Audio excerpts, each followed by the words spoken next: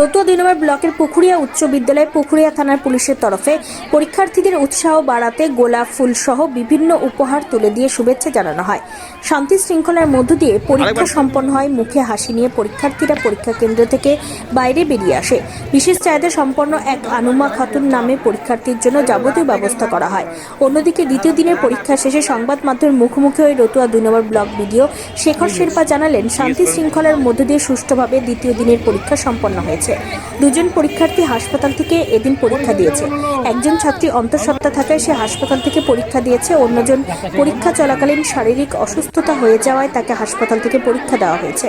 সমস্ত স্তরের আধিকারিকদের সহযোগিতায় শান্তি শৃঙ্খলার মধ্য দিয়ে পরীক্ষা সম্পন্ন হয়েছে।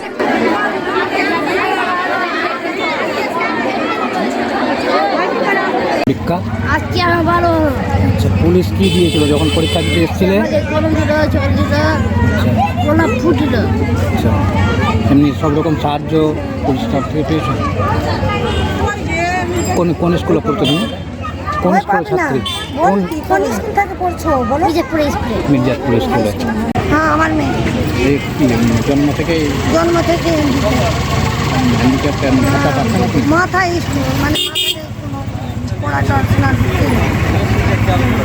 এমনি সরকারি ভাতা টাতা কিছু পাই না, পাই না। এখন দুয়ারে সরকারে দিয়েছি।